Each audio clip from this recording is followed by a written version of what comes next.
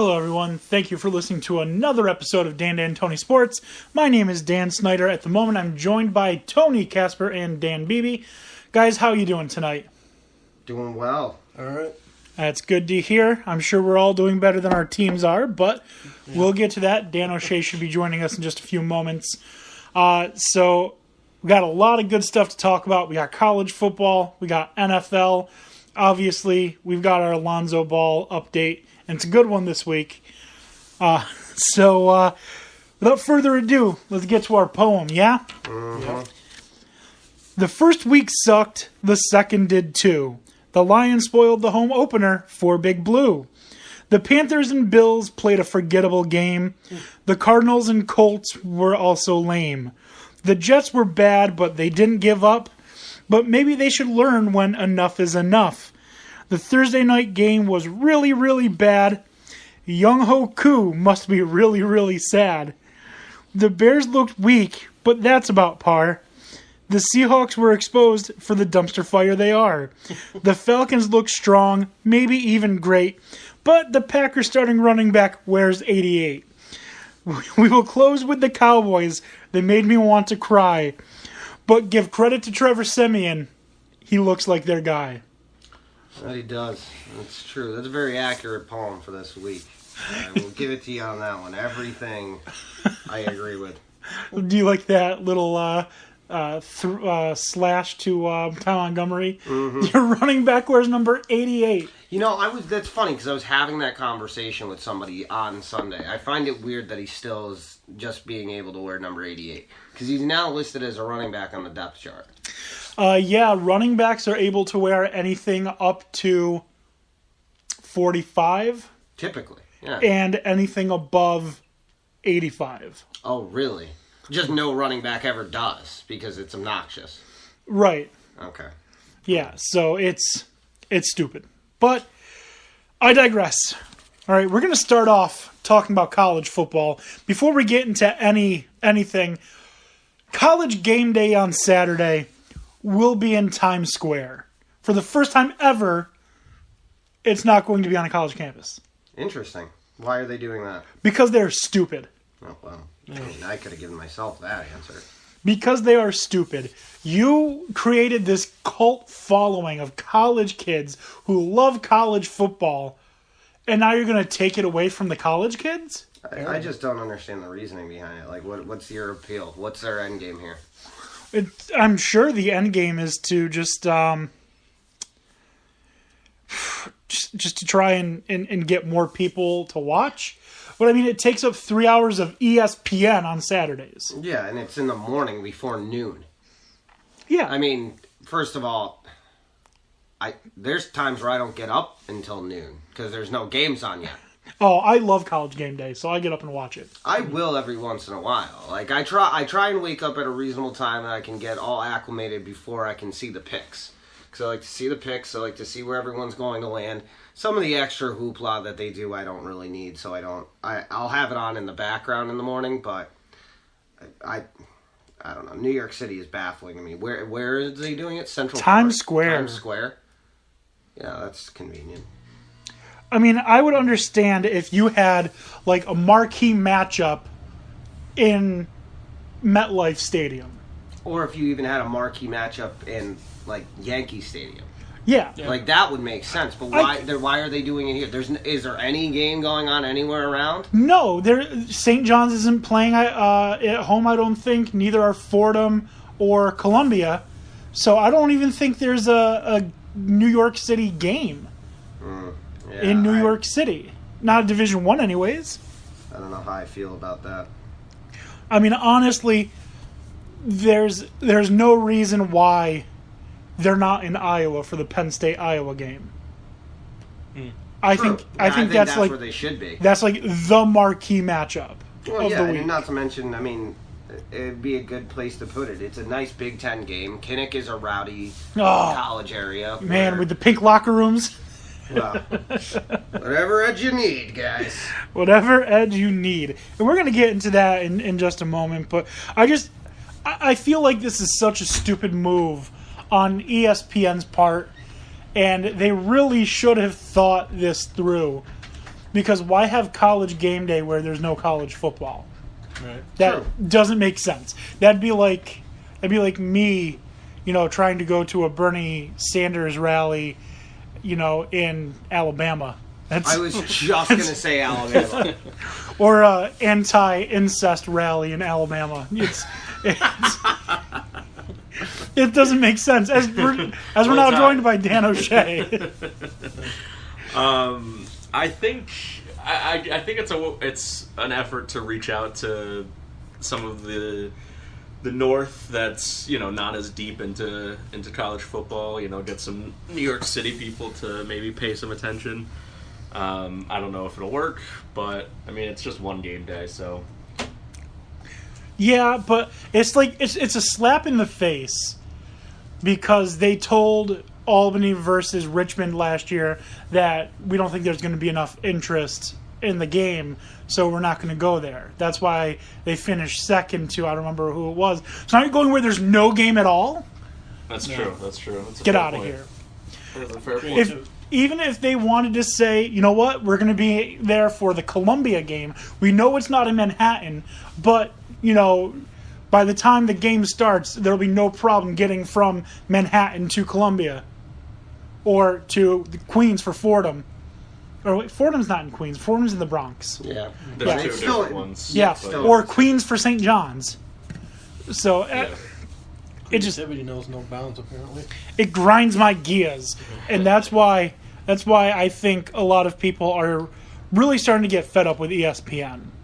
Well, because they've already been fed up. ESPN is. What was the comparison? I wish I could remember it off the top of my head, but they're like the something of news, whatever it was. They just, it's lowest common denominator reporting. I mean that's been clear since they got rid of John Clayton and Ed Werder and kept on Bomani Jones and Jamel Hill and Michael Smith. Yeah, it's all about sound pieces with them from Stephen A. Smith. And Well, at least I can say Stephen A. Smith, Colin Cowherd, they're good at their jobs. I don't like them, but they're good at what they do.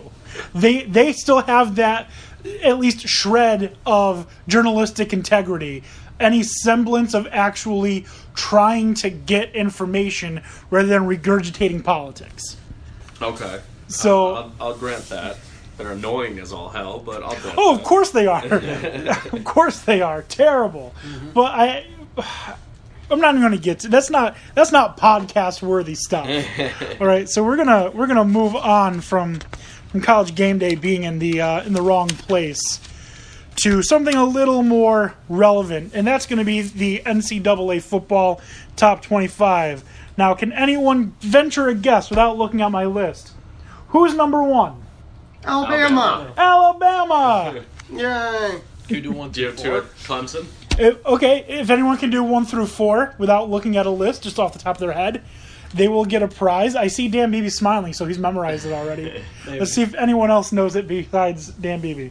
Two's definitely Clemson. Clemson. 2 is Clemson. 2 Clemson, 3 Penn State, I was gonna say 3 probably Penn 4 Not Oklahoma, USC. 5 USC. Close. You flipped Penn State and Oklahoma. Oh, 3 is you Oklahoma, kept- 4 is you Penn kept State. at 4, USC okay. is number Oh no, this isn't my. This Oh, is this this is- is the. Oh, this is okay. coach's Okay, poll. I thought this was yours. Oh, then I probably would have put Oklahoma at 3. I thought it was you because that I probably would have been right. There's a problem if No. USC is number 5. No, I honestly would have put Oklahoma ahead of Penn State because they have that quality win. Okay. All So right, I can see that. being objective, I would have the top 4 the same. Alabama 1, Clemson 2, Oklahoma 3, Penn State 4. Where you get to number 5 is USC. They're out of my top 10. If I were doing this, they are outside the top 10 because of that absolutely poor performance against Texas. All right, so We'll shed light on that later. yeah, we're going to talk about that later. That's the top 5. Oklahoma State, number 6. You still think that I was stupid for putting them in the top 7? I still don't believe in them, but I'm more sold on them now, seeing how they've produced this season. I see where you would rank them as high as you did now. I'm still not sold on the Big 12 in general.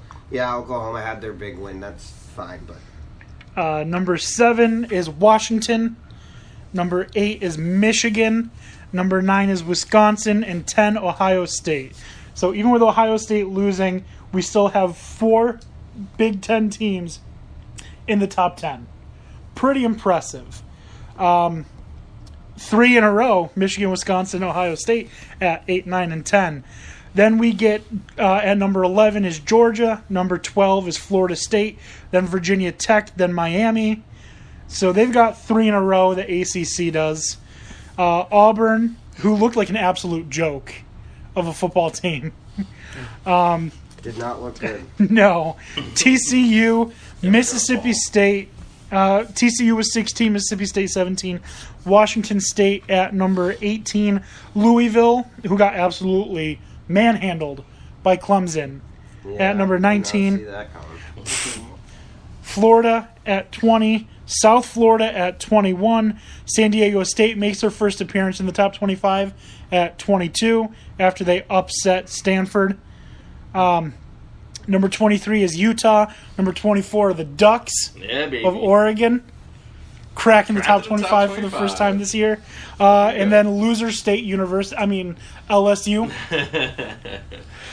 So anything in this top 25 jump out to you as that is wrong? I think Auburn's going to keep falling. As you said, they looked bad, and I think they were exposed a bit. And I don't know if they'll fall out of the top 25, but I think they certainly are not going to live up to expectations to start the season. Okay. I think the SEC is starting to finally get shown for what it's worth. Like, there are some good ones at the top, but just because you're in the SEC doesn't mean you deserve to be in the top 25. Teams are proving that pretty clearly in their poor play this year. That's the one thing that jumps out at me as far as who I'm seeing tumbling down these from the beginning. Right. That jumps out immediately. Okay. Dan Beebe, what about you? Anything glaring that's wrong in here? Just the fact that, USC has a number 5 there. Expect that to fall pretty good. Should be interesting to see how they play Seriously. going forward. That is one of the biggest things. That they should not be in the top 10. They played a bad Texas team And barely beat won. them. And, They relied on a walk-on kicker to beat them. Yep. Okay. And there were some of those plays at the end that should have been intercepted, and they pretty much just relied on luck to win that game. Not Andrew. Yeah. Lady luck. And Texas, as we discussed last week, is not good, and this should have been an easy win for them. And, you should be very worried if you're a USC fan. In addition to that, I think that San Diego State should be a little bit higher, but then again, I thought they should have been ranked to begin the season. Oregon, I'm still not sold on. They're close, in my opinion. They're close, but they haven't really beat anyone that's worth anything yet. And I don't think that for a Power 5 team that wasn't in the top 40 to start the season, that warrants them being in the top 25. Other things that I see that I don't like about it, the top 25 is yes, UCLA dropped off. They're a good team, so I could see UCLA still being in there, but I think Memphis deserves to be ranked. I think they make the argument sooner rather than later, especially the performance they just put. Yeah. I mean, that being said, UCLA is still a quality team. UCLA has been in every game, but they have to fight in every game too. It's insane. It just seems like UCLA is making life more difficult for themselves. Oh, absolutely. I completely agree. I'm also seeing that Maryland is getting votes for top 25. No. Who have they beat? They beat Texas. Like, if beating Texas is your crowning achievement, then you should just call yourself Kansas. Because that's what you are. Which, by the way, Kansas is really bad.